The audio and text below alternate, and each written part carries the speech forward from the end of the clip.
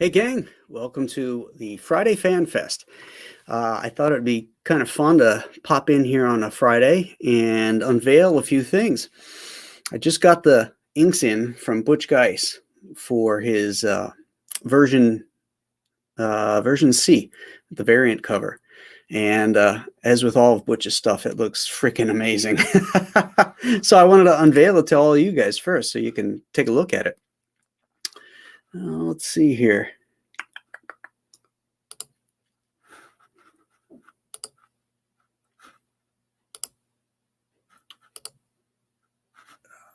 Oh, what did I do with it? Hold on, folks. Everybody take a drink. I must have somehow knocked it out. All right, hold on just a second here. There we go.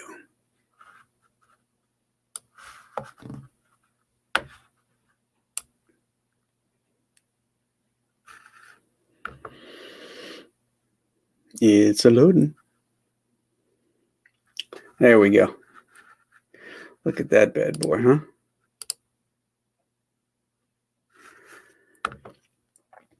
Now, the colors for this are going to go to Dan Brown, whose work you probably know from Marvel. I think he's colored stuff for DC, and he's colored Butch's stuff before. He's also colored me on the Expendables Go to Hell. And that should be coming out this month. It should be arriving in people's mailboxes this month, I believe. If I think that's what Zach told me. So I'm sure you've seen the images from Expendables Go to Hell and Dan's colors, but they look amazing. Look at this cover. This is Butch at his finest here. Just a great montage. He captured the flavor of the book. Gave it a realistic look, whereas mine's more of a cartoony look. So it's a nice contrast. But so, as soon as it gets all colored, I'll drop all the color logos in and all that kind of stuff. And you can see it. But so this is up there. It's available on the Indiegogo campaign for Alien Alamo. And I think it looks amazing. There's three just amazing covers. So, I mean, your best bet is to get the 3-pack, the Alien Alamo 3-pack, and then you can get all three covers for $90. It's a great deal. It's good stuff. Let's go over the campaign a little bit. Anybody out here who hasn't seen it? It's on Indiegogo. So far, we've raised $46,885 for it with 742 backers. That's pretty good. We ended the Chenoo with about, I think, 1,600 backers. So we still have a ways to go, but we also had a lot more time. So Alien Alamo is doing really well. The sooner you guys, if you haven't backed it, the sooner people back it, the sooner we hit those stretch goals. And it just gets better and better for everybody. We're very close right now to which stretch goal here? Boop-a-doo. Here we go. At 50,000. So the wraparound cover already has a matte finish on it. And all the other covers have the matte finish too. So if you back the Chenoo, you know what that feels like. But at 50,000, the wraparound's going to get the spot varnish. That's the same as the Chenoo had, where the logos had that really glossy look, and the blood was really shiny. And on the wraparound cover, I think the foreground critters, the foreground aliens, are going to get the spot varnish. I have to play with it and see how that's going to look, but then that would really do some nice separation. So yeah, check that out and back this bad boy if you haven't done so, because we want to get to that next level. Got some sketches up here. Character sketches. If you didn't see the stream I did a little while back. I like to do this, especially with new characters, because I have to understand them. I have to feel their body language, their expressions. They have to come to life to me. If they're just turnaround shots, it takes pages before you actually get into the groove. So this is all preliminary stuff so that when I start the pages, I know how they move. I know their body language and their facial expressions and stuff. So it'll make it more consistent, and it'll also make the characters more believable and real. So this is our hero, Travis Houston, the World War II Marine and father of James. James, like an 11-year-old boy, looking to have some fun, but having nobody to have fun with on his kind of remote ranch called the Alamo. But he's got wrong guy. He's got his best friend Tonto, which is his pal, his confidant, his dog. And this is their neighbor, the wealthy rancher, Tobias Bedecker. And he'll play an important role in the story too. I also wanted to unveil to you today something really neat. It's the work process. Now, everybody works differently, particularly when you're someone who is writing and drawing and controlling everything on it. I don't typically write scripts for myself like I would when I'm writing scripts for another artist.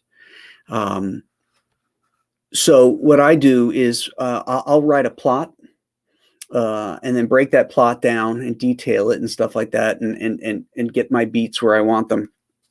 And then I take I print out a template that I have, like this one here, and I start to sketch in the panels.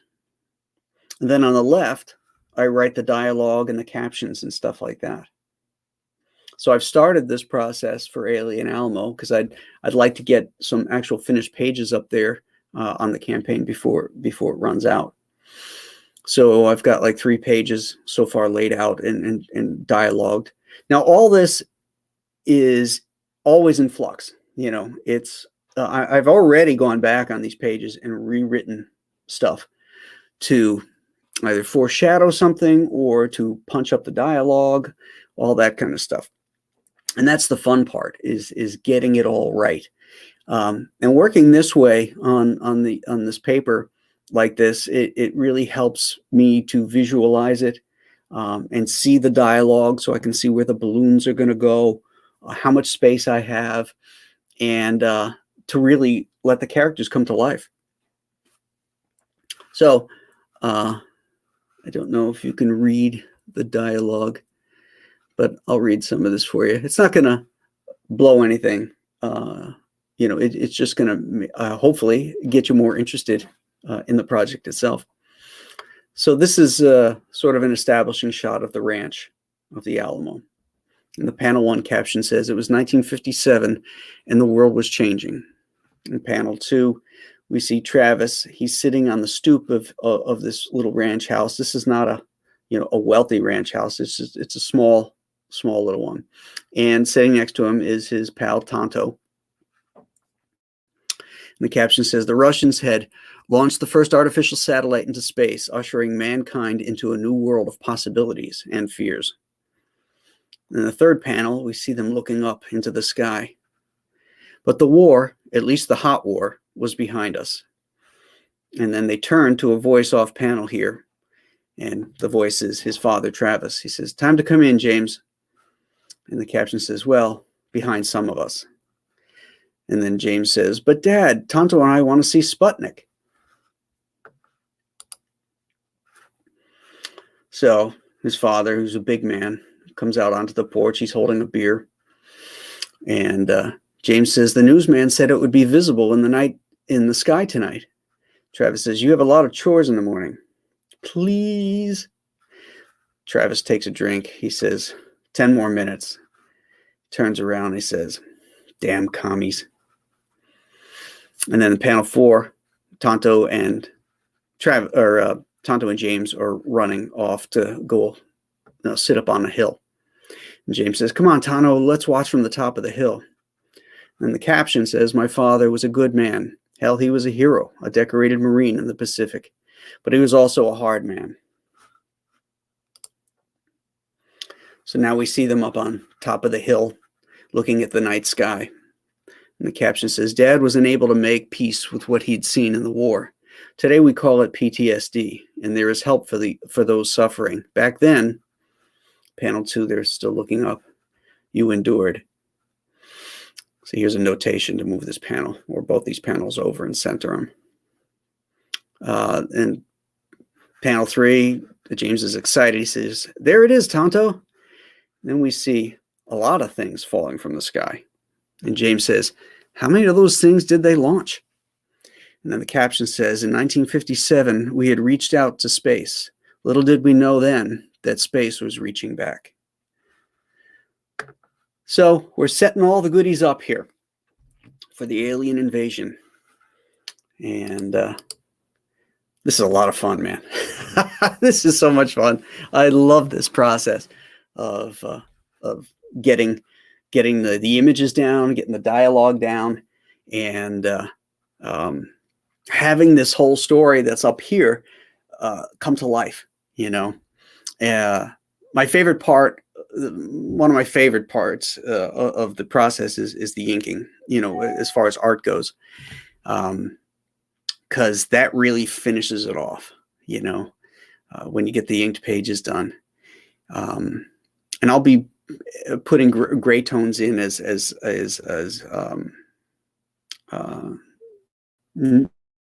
sort of notations for the colorist, for shadowing and stuff like that. So it'll have some gray tones, but it won't look like the Chanute, not like that. So yeah, I wanted to share that stuff with you guys, so you could see how the process is going, and see that even though the campaign is still live, that I'm moving forward on the actual creation of the product. So why don't we turn it over now to the Q&A and see if there's any questions in here, because that's what I had advertised as well. Nothing's off limits. I'm a very open individual, and I'll answer just about anything. Okay, so well, I did say I'd answer anything. If God can do anything, can he make a rock so big that even he can't lift it? I'm going to say no. No. If he can create a universe, he can lift it. So, no, there's your answer. Manowar 665 is here. He says, "Hail amigos, hello."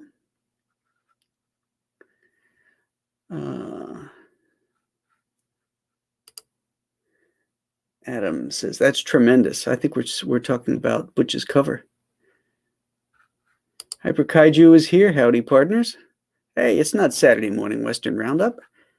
Of course it is. You got me there. It is Alien Alamo. So, the wonderful David Williams is here. Man, you up early catching the worm. Well, I don't know where you live, Dave, but it's noon here. I've been working already. I got work done today. George Travelo says he's really excited for Alien Alamo. Excellent. Very, very happy to hear that. Hyperkaiju Shinu cover was awesome. Can't wait to see the wraparound for Alien Alamo. Oh, man. Thank you. You mean in person, right? Holding it. Yeah. Because the image is up. How is the wraparound perfect bound cover going to work? Has it been done? Yeah, it will. We just have to allocate the space for the spine. It won't have text on the spine like the Shinu did. It won't say Alien Alamo and then Graham Nolan on it. It'll just be the imagery completely wrapped around.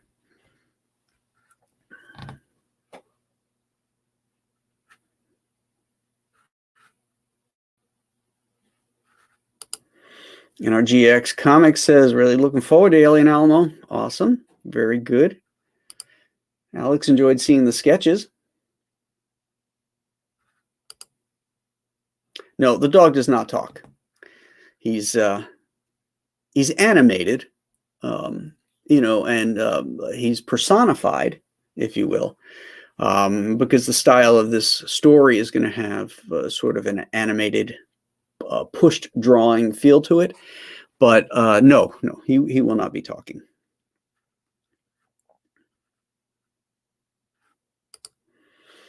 Jasper Plan 9 is here. Hey, chat.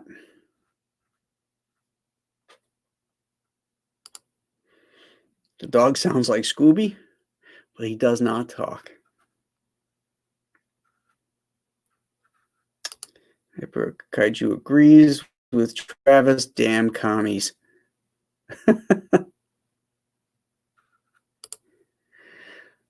Dead Drop, would I be willing to sell the original process sketches? Yes, I'm going to put the entire book up for sale, including the sketches for my cover.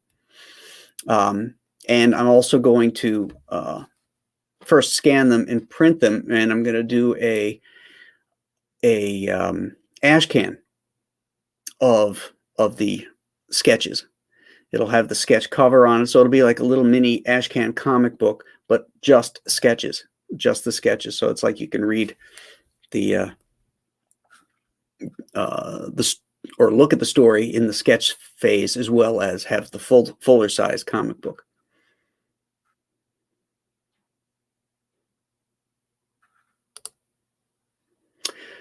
Yes, David, I am doing the work digitally.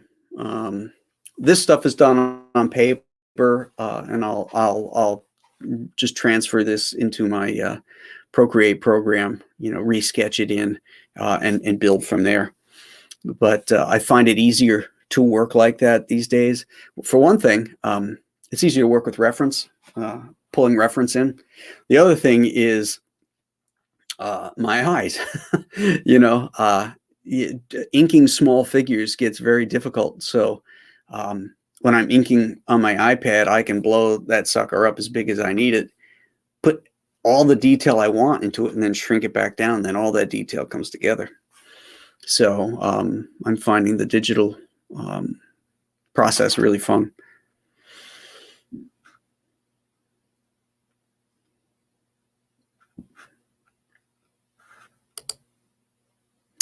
David has another question. Are you coloring it yourself? No.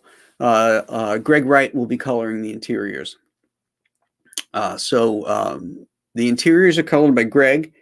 The main cover, the wraparound cover done by me, was colored by Elizabeth Breitweiser. The Aaron Lopresti cover was colored by him. So Aaron colored that one. And then the Butch Guice cover is being colored by Dan Brown. So I got some great colorists on this campaign, on this book.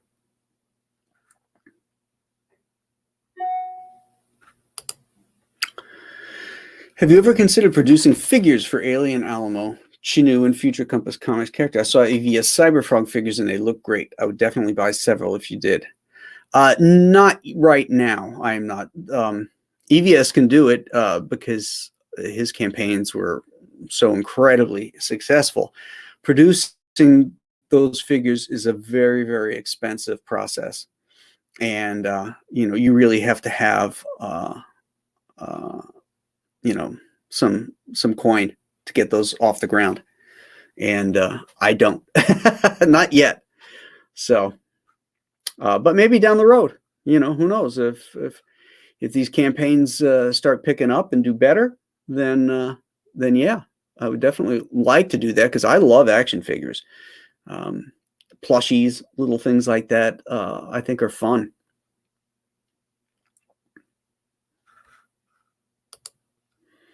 Wait, how do we get the ash can? The ash can isn't up yet in the campaign, but it'll be going up soon, and you can order it there. Jasper, will you consider releasing the script with the sketch pages? Yeah, that's what we're talking about. That they will be printed like a mini comic. but it'll be an ash can. I'm trying to think of, a delivery device for it too. So there's a possibility the ash can might be connected with like a lunchbox type of thing, and the ash can would be in the lunchbox. So something like that. Ash can, nice. Think you might make it a stretch goal. What maybe the higher goals be? No, it won't be a stretch goal. It'll be a perk. The higher levels, I don't know yet. I like to make stretch goals go back into the book, to make the book better, so that, the actual thing that we're all here for, has more value. So it could be more content, which is always good. It could be, I don't know. I haven't decided yet. We're nowhere near that stage yet. We're still trying to get the book with the spot varnish. We're about 3,000, close to $3,000 away from doing that one. So Kevin says the smaller he has to draw, the worse it gets. Yeah. Are there effects you can do digitally that you can't in the traditional way? Well, I wouldn't say can't, but you can certainly, it's a lot easier to do. Like textures, there's various brushes that I have that can add textures, wood textures, concrete or stone, hair texture, that kind of stuff. Explosion, smoke, that's another one. You can do really cool smoke effects. So there's a lot of stuff, a lot of really, really cool brushes that you can use to get those textures and effects. I mean, some of that stuff, sure, you could do it manually with paints and gouaches maybe, or inks. It's just, it's a lot harder, to frisk it off stuff. Like in the old days, like if you want to do a space field and have a star field rather in space, one of the techniques was you would take a toothbrush and you would wet it and you would dip it into the whiteout, and then you would fan your thumb across the bristles, and the bristles would spatter out stuff randomly and give you a really cool star pattern. But what you have to do is you have to mask off, like let's say it's Superman flying in space. You have to mask off the figure of Superman. You have to mask off the planet that might be in the background, or planets, and before you start spritzing away on the ink, because otherwise you'll get the whiteout all over your figures too. So it's a much more laborious chore to do it that way than it is digitally. I can take my pen, I can select the images I want cut out, and then get my spatter brush and put it right in, and there it is.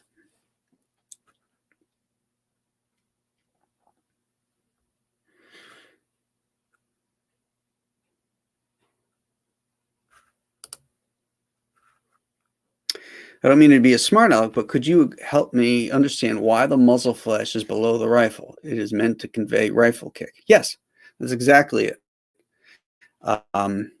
If you've ever shot a 30-30 Winchester, it's going to pull up when you fire it. I know this because I have one and I shoot it. So yeah, it's the kick of the rifle.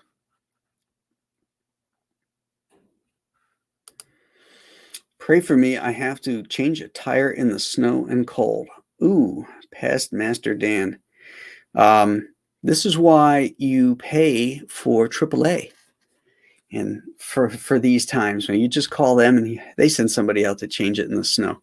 It's one thing to do it in the summer, but yeah, when you have to pull a lug nut off in the snow and ice, and that sucker hasn't been off in 5 years and it's rusted on there, a lot of naughty words are going to get said. I know.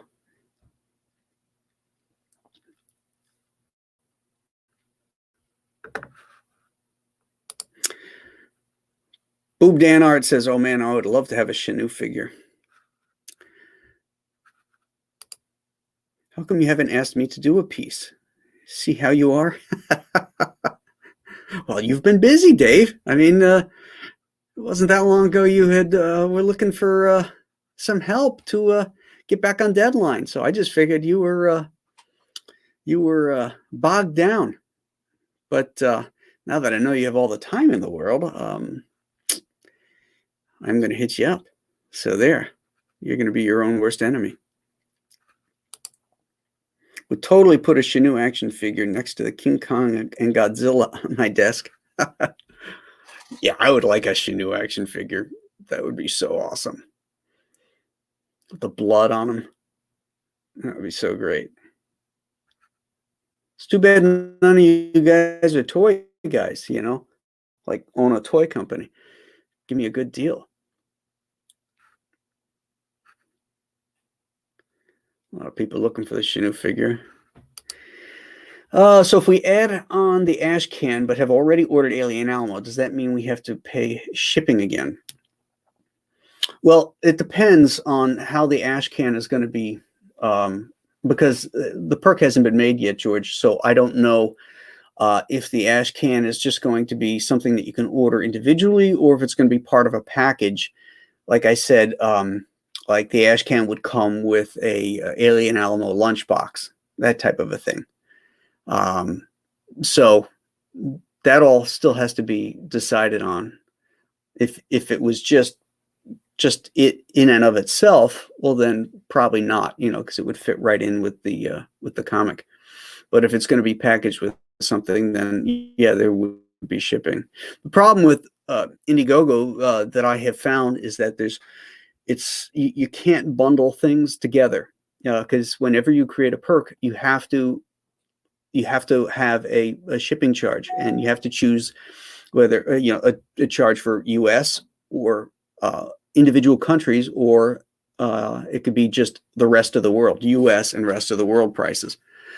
So that's sort of a hurdle that hasn't been addressed yet.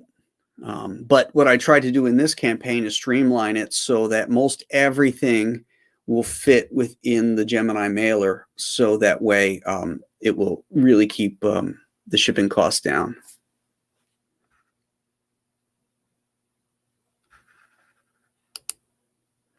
Too bad the lunchbox couldn't be in the shape of the asteroid or ship. It's hard enough just get a lunchbox that would be big enough to fit a comic book, because they're a standard size. You can't get them different sizes.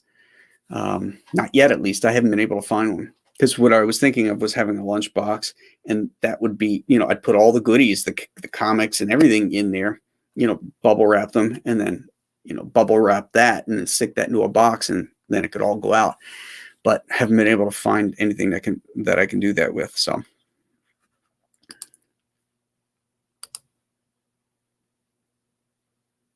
I did that one.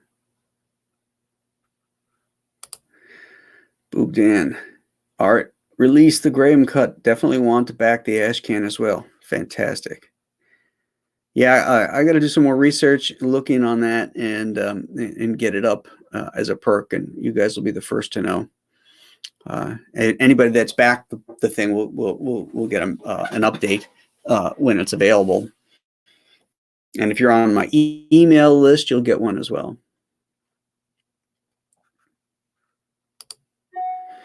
Have I considered reaching out to Steve Rude for storytellers? He's pretty accessible. I'd love to see that.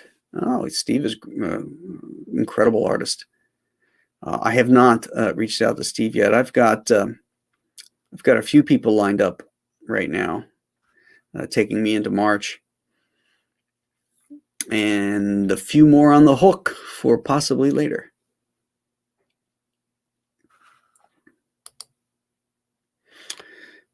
Ted wants to know what the Frankenstein comic you guys talked about last night. Ted's referring to the professional show. That's the roving show that includes me and Dan Fraga, RT Bear, Andy Smith, and Billy Tucci when he can pop in. and we rotate it to each other's channels, and we just talk about stuff, and whoever's channel it's on gets to pick the topic. And last night it was about our first comics, the first comics we ever bought, and I think it might have been Aaron. Oh, Aaron Lopresti also is in that group. I think Aaron had talked about a Frankenstein comic. Is the Marvel Monster of Frankenstein number 7, I think is what it was. So that's what we were talking about. It was after Mike Plug had left the series and John Buscema took over.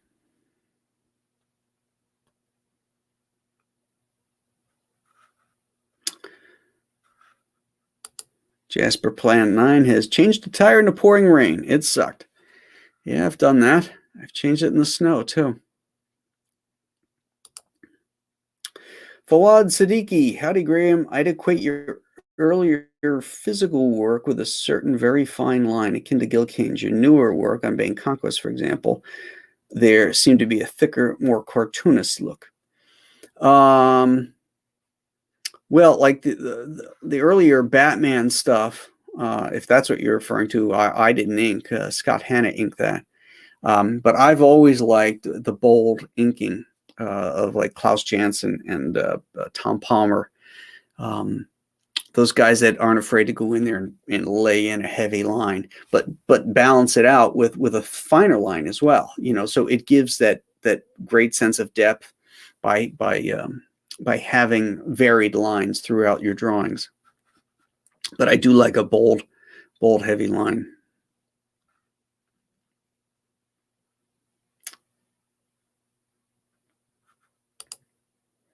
Is it something to do with going digital and doing your own inks? Change in preference? No, digital has nothing to do with it. As I said, the thinner stuff wasn't me. If you look at Hawkworld, my Hawkworld work, there's plenty of heavy bold lines in that, and that stuff I inked myself before I went on Batman.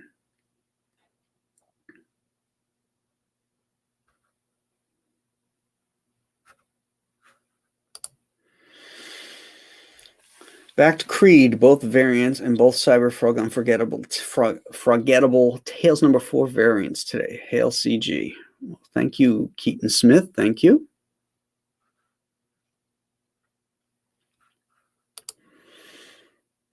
Hello, Rob. Hey there, Graham Nolan at work. Oh, he's at work, but listening. Enjoyed your time on Hot Toys with Az and RMB. Well, thank you. That was fun, showing off different toys.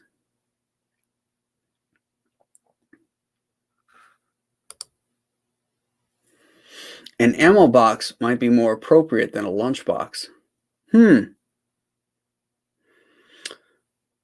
Yeah, that could. I mean, the lunchbox ties into the whole 50s thing, 50s style throwback lunchbox.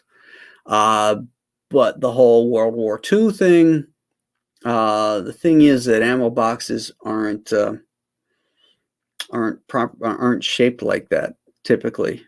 They're tall and thin, and I don't know that a comic is going to fit into it. But now that you've brought it up, Johnny, I'm going to look into that and check the dimensions of various ammo boxes and see if that would work out. Hyper Kaiju can't wait for JR next week. Yeah, Johnny Romita Jr. is going to be on The Storytellers next Wednesday. And that's going to be a lot of fun. He's an incredible storyteller, a great personality. And so that should be a fun show. So that'll be Wednesday at 8 o'clock. And a war reminding everybody to slap that like it owes you money. Yes, and subscribe to this channel. All that fun stuff. Watch the videos that are already posted that you haven't seen. I need to get my watch hours up. I'm close to getting monetized here.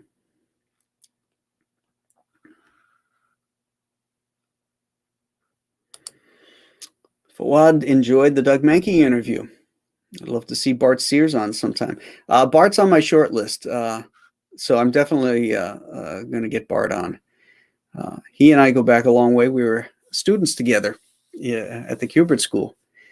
So before we even made it uh, we're sitting there drawing and getting into trouble. So that'll be a fun conversation to have Bart on. Hyper Kaiju says, I've been getting some outstanding guests for storytellers. Well, thank you. Hawkworld was fantastic. Got into it 2 years ago and tracked down all the issues. So damn good. Oh, that's great.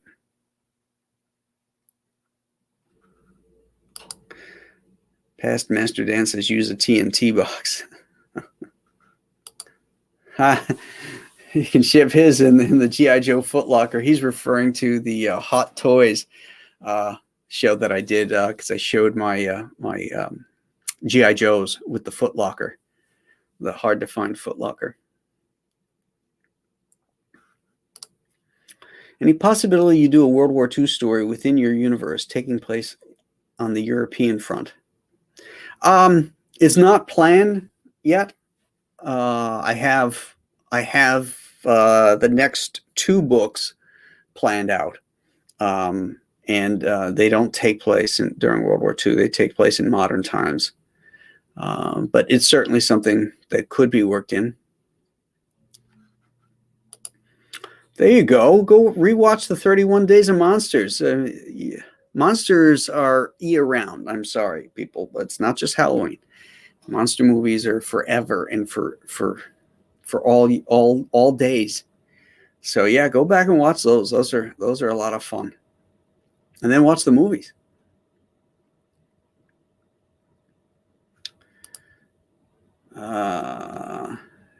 Johnny Sear says, Johnny Rando, I'd buy that. I forget, were we talking about the ammo box? Is that what you were referring to?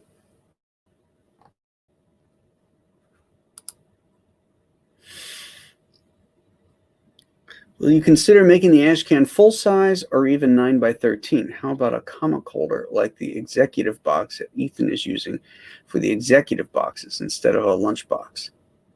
I don't know. I'm going to have to check Ethan's campaign and see what that is. But I'm open to anything. You know, I'm open to lots of ideas. So as far as the ash can, full size or probably not. I think the ash cans will probably be smaller size, smaller than a traditional comic. But again, you know, that's just, it's all about researching, because when you print, if you start doing odd sizes, it becomes more expensive to print the stuff because you're wasting paper. Stuff has to get cut. So you know, I'll have to look into that and see what the best way to do that is. Monsters never sleep. I could say that. Yeah, you could put quotes around that.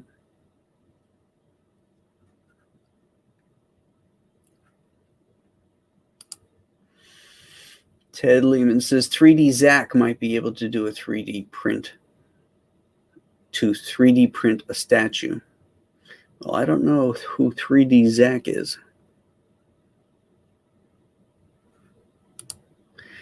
Mad Cow says you and old Chuck should do a live stream. We did. He was one of my first guests on the Storytellers. So Mad Cow, subscribe to my channel, and then go back and look at the Storytellers, and you'll see Chuck and I streaming for probably almost 2 hours, I think. That was a fun one.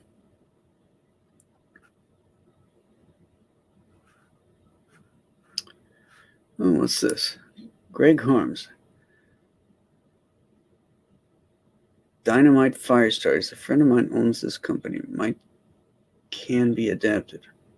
All right. I'll check that link. Was I inspired by Red Crab's invasion of Pacific Islands in mating season? No. I was inspired by the stink bug invasion that we experience every September. They're an invasive species from China, of course, and when they get ready to hibernate for the winter, because the winters are, they can't really survive a buffalo winter, they start seeking shelter in homes, and they can get in unbelievably into small places. And, they're attracted to white. So I have a white house that faces the sun in the afternoon. And so, like in September, I could walk out to my front porch, and it's just coated with these damn stink bugs. They're everywhere. And in fact, I had a water heater had to be replaced yesterday, and the vent that goes up into the chimney was taken off. And the guy comes up to me and says, "Do you get a lot of stink bugs here?" I said, "Yeah, why?" And he says, "In the bottom of this vent, there were like this thick dead stink bugs, the entire circumference of that vent. It was so gross. They get up into the chimney, the venting chimney, and get down in there, and then couldn't get back out, and they die. So they're really pain in the butts. I hate them, and so they're based on that more so than even the crabs."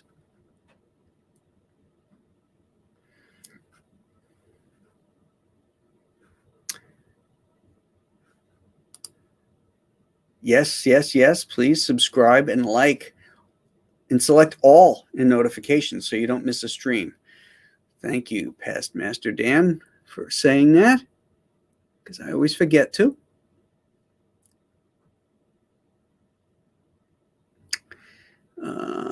Jasper says, "I'd buy the ashcan digitally instead of owning at ashcan size. I'm a big fan of process zines."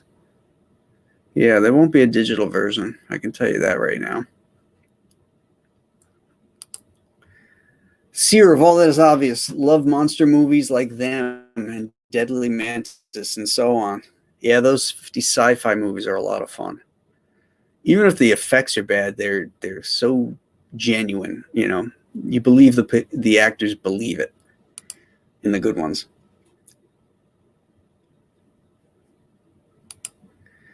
The Chuck stream was a hell of a good time. Well, I'm glad I came across, because we had a good time. Stink bugs are a real scourge. Oh, they're so gross because you can't squish them either, because they've got this stinky substance in them, henceforth the name stink bugs. In fact, if you grab them like with a piece of toilet paper to flush them down the toilet, if you don't grab enough paper, they'll release their stink stuff like a skunk, and it'll get on your hands, and it's like it takes forever to wash it off.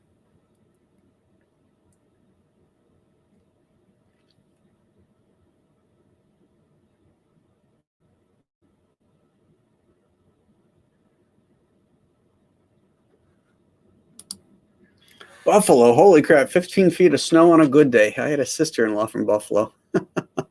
Not quite that bad. And, it's not like New Jersey where they get half an inch and they shut down everything. We've had nights where we've had 3 feet of snow, and my kids still went to school because, they know how to clear it. Cowboys, Ranchers versus Aliens is a fun genre. The only other entries I can think of are the disappointing Aliens versus Cowboys book that was just a tie-in to that letdown of a movie, and the original Aliens versus Predator comic. Yeah, the Cowboys versus Aliens was a horrible movie. It's a great cross genre. It should be much better, if it's handled right. And Alien Alamo will be handled right, because it's not all about the aliens and the cowboys. It's about the relationship of a father and son. So the story has to have heart and it has to have meaning. That cockroach episode on the Creep Show still creeps me out. Yeah, that's nasty.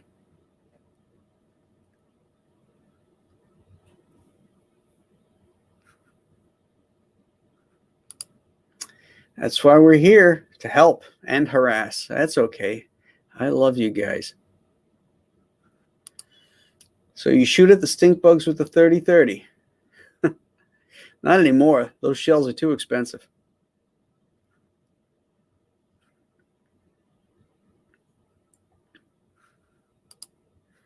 The Thing, 1951, was one of my all-time favorite movies.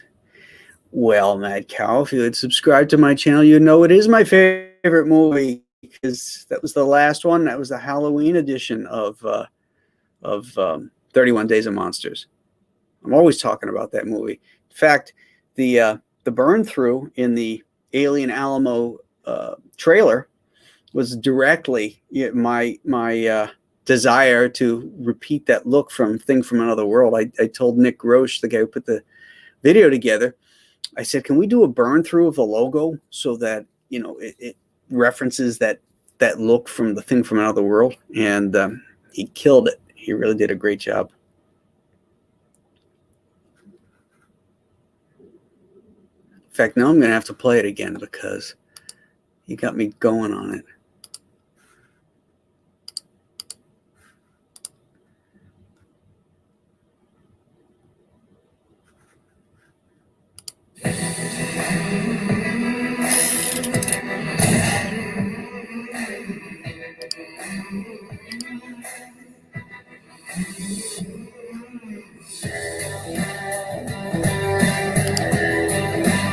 All right, where'd it go?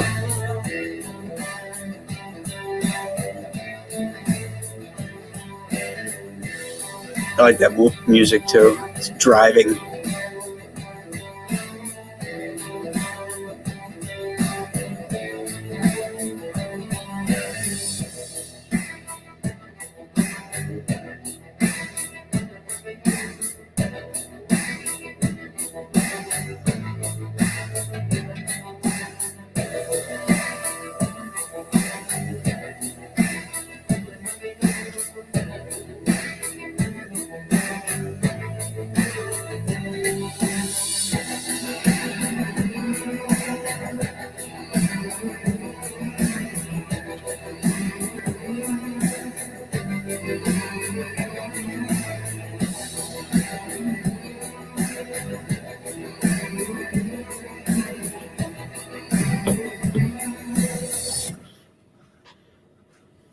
Yeah. I love it. I love it. All right. Let's see. Anything else? Mayfield Jukes must have just popped in. Yeah, we talked about that. Yeah, they were inspired by stink bugs.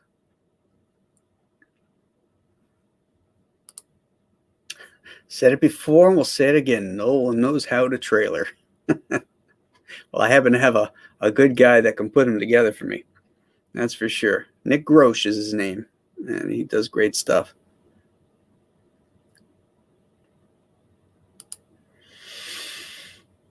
Boob Dan Art says, did a draw along with 31 Days of Monsters on my channel. I haven't posted them all. I stopped around 16 because I had the internet issues posting since I was using my phone at the time. Ah, okay.